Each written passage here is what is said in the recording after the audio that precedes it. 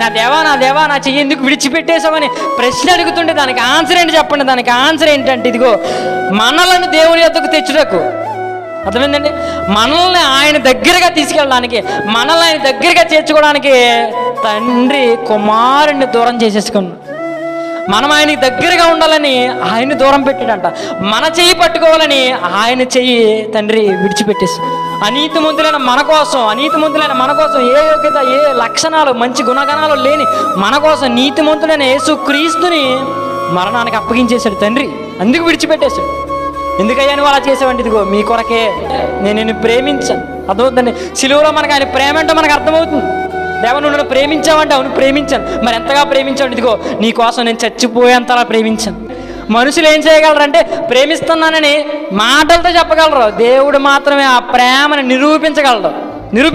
ఎలా నిరూపించాడంటే, ఇదిగో ఆయనకు తనకు తాను